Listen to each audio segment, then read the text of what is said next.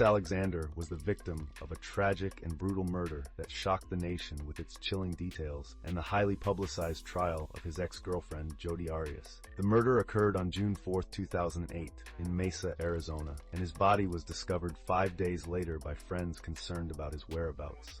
The crime scene reflected a vicious and prolonged attack. Alexander had been stabbed multiple times, his throat had been slashed from side to side, and he had been shot in the head. His body was found in Mesa, Arizona. Jodi Arias was quickly identified as a person of interest in the case. The relationship between Arias and Alexander had begun in 2006 when they met at a prepaid legal services conference. Their relationship, while initially passionate, was eventually characterized by conflicts of jealousy, manipulation, and control. Although they broke up in 2007, Arias continued to pursue him, even as Alexander tried to move forward with other relationships. Close friends described Arias as obsessive, saying she allegedly stalked him, secretly followed his footsteps, damaged his car tires, and accessed his social media without permission. The murder investigation revealed compelling evidence linking Arias to the crime. At the scene, investigators found a digital camera inside Alexander's washing machine. Although the photos had been deleted, they were able to recover them. These images showed the couple engaged in sexual activity on the same day of the murder. They also contained photos of Alexander in the shower moments before his death, and a blurry image captured Arias dragging his bloody body. DNA evidence was another key factor in the case. Blood was identified at the scene that contained a mix of DNA from Alexander and Arias, including a bloody handprint on the wall. Initially, Arias denied being at Alexander's home on the day of the murder. She later changed her story, claiming that 2 masked intruders broke into the house, killed him, and left her alive.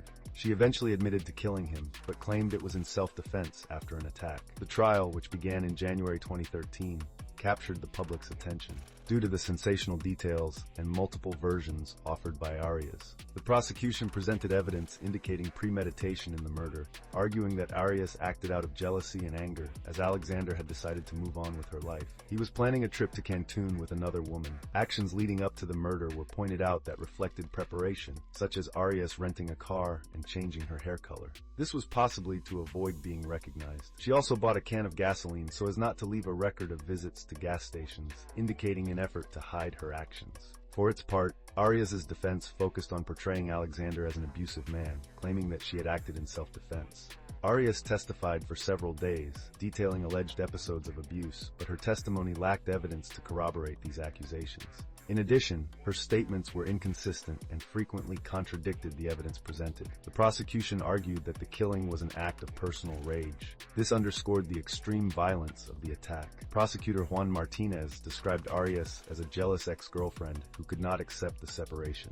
Photos, DNA, and traces of blood strengthened the prosecution's case. The brutality of the crime, including the number of stabbings and the way Alexander was attacked, pointed to a deeply emotional motivation. The case was a media spectacle, with live broadcasts of the trial and intense public scrutiny. Arias, known for her quirky behavior during the trial, including media interviews in which she proclaimed her innocence, became a nationally known figure. The trial also exposed intimate details of her relationship with Alexander, contributing to the public's morbid interest.